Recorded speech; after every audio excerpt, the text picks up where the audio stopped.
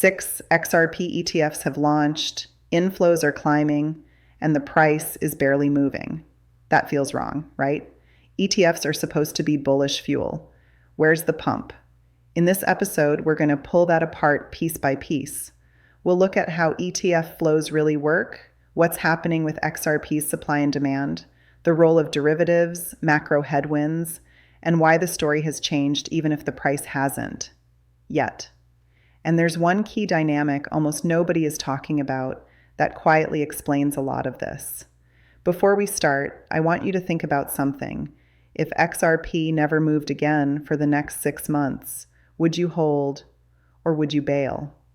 Your honest answer to that question says more about your future results than any ETF ever will. Now let's get into why the price is not rallying, despite all the hype. First big idea, ETFs don't magically create value. They change how people access an asset, not what the asset is. When an XRP ETF buys XRP, it's usually just moving coins from one place to another, off an exchange and into a custodian. That can tighten liquid supply over time, but it doesn't instantly rewrite the order books. If inflows are modest, the effect is more like a slow drip than a rocket launch. Patience matters here. The takeaway: don't confuse new wrappers with new demand. Demand still has to show up consistently. Here's a second point most retail investors miss: ETF size versus market size. If the total value of XRP is tens of billions of dollars, and all 6 ETFs combined are only pulling in a few $100 million so far, that's not enough to overpower everything else happening in the market. It's a meaningful signal, but not a tidal wave. A hose can't move an ocean. Practical takeaway: watch growth in ETF assets over quarters, not days. Trends beat headlines. Let's turn the lens for a moment. Who's selling into these ETF inflows? Every buyer has a seller on the other side.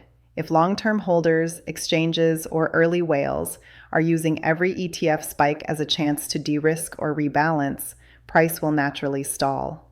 That doesn't mean ETFs failed. It means they absorbed selling that otherwise might have pushed price even lower. That's quietly bullish. Actionable idea. Instead of asking, why isn't it mooning? Ask, what would price look like without those ETF bids? Now, a question that hurts a little. Are you overestimating how many people actually care about XRP yet? We live in a bubble. Our feeds are full of XRP news, XRP charts, XRP spaces, but zoom out. For most of the world, crypto is still Bitcoin first, maybe Ethereum after that, and everything else is just some altcoin. Institutional attention takes time to rotate. Awareness lags infrastructure. Your move here is simple. Treat this phase as accumulation and education season, not victory lap season. Accumulators win boring periods, every cycle. Here's a surprising twist. Derivatives can mute spot price in the short term. With futures, perpetual swaps, and now XRP-based ETFs that use derivatives, big players can get exposure without constantly buying spot XRP on exchanges. Some even short XRP to hedge other positions or run basis trades. That can create an environment where excitement rises, volume spikes, but net spot demand doesn't overwhelm supply. It's leverage, not liftoff. Takeaway: don't just watch price. Pay attention to open interest, funding rates, and whether volume is spot or derivative heavy. Let's talk psychology for a second. After years of legal uncertainty and range-bound price action, many holders are emotionally exhausted. When they finally see a good event like an ETF launch, they use it as a chance to exit at break-even or a small profit. That's understandable. Emotional scars are real, but it also means bullish news can trigger selling, not buying. Relief rallies invite profit-taking. Your edge is to decide now whether you're long-term or short-term. Mixed mindsets bleed money. There's also the macro elephant in the room. Interest rates, bond yields, the yen carry trade, global growth fears. None of this exists in a vacuum. Large institutions don't make decisions on XRP in isolation. They look at risk budgets across everything: stocks, bonds, commodities, FX, and crypto. If they're de-risking elsewhere, they might cap how much they allocate to a risk-on asset like XRP, even if ETFs are available. Liquidity prefers safety during storms. Practical takeaway: don't expect XRP to behave like it lives on another planet. Macro still matters. Time to debunk something gently. Utility doesn't instantly equal price. Yes, XRP is used for cross-border settlement. Yes, the rails are expanding, but real-world usage ramps in curves, not spikes. A bank or payment provider may test, integrate, then scale slowly over years. Meanwhile, speculators want instant gratification. Those timelines rarely match. Utility is a slow-burning fuse. So your move? Position yourself on the side of the fuse, not the fireworks schedule in your head. Here's an overlooked structural factor. Distribution takes time to mature. In any asset with a long history and early concentrated holders, the market goes through phases where supply shifts from whales to a broader base of institutions and retail. That transition is rarely smooth. It often looks like years of frustrating sideways action interrupted by violent moves. That's redistribution in real time. The actionable idea: view boring ranges as the market negotiating who will own XRP in the next phase. Decide if you want to be one of them. Let's pause for a moment and talk about you watching this. If you're getting value from deeper explanations like this, not just Moonboy thumbnails, take a second to subscribe, drop a like, and share your own theory in the comments about why XRP isn't rallying yet. Engagement tells the algorithm this kind of nuanced content matters, and it genuinely helps more XRP holders get a clearer picture. All right, second half. Now we go a layer deeper. Here's a big one. Regulatory overhang hasn't disappeared. It just evolved. Even with progress and clarity in some regions, a lot of large institutions are still cautious. They want crystal clear rules, tax treatment, accounting guidance, and political stability before they go heavy. Some will experiment through ETFs first, then wait to see how regulators react before scaling. That's slow by design. Institutions move like cargo ships, not jet skis. Your takeaway: don't mistake absence of news for absence of interest. Legal departments move quietly. Another angle: expectations got ahead of reality. For months, the narrative was, once ETFs launch, it's game over, price will explode. When reality doesn't match that script instantly, people feel betrayed and dump.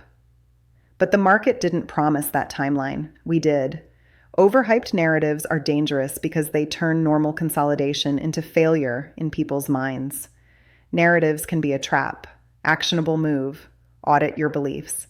Ask, what am I assuming must happen, and by when? Then loosen those deadlines. Let's talk liquidity. A healthy rally needs not just buyers, but depth, thick order books, tight spreads, and enough liquidity that big players can enter without moving price 10% in one click. Some exchanges have strong XRP liquidity, others don't. ETFs can centralize liquidity into custodians, but that doesn't automatically fix fragmented spot markets. We're still early in building robust global XRP liquidity rails. Very early. Takeaway: sustainable moves come when both volume and depth grow together, not just headlines. Here's a powerful dual fact. Sideways markets build both boredom and opportunity. Boredom drives out weak hands. Opportunity accumulates for disciplined ones.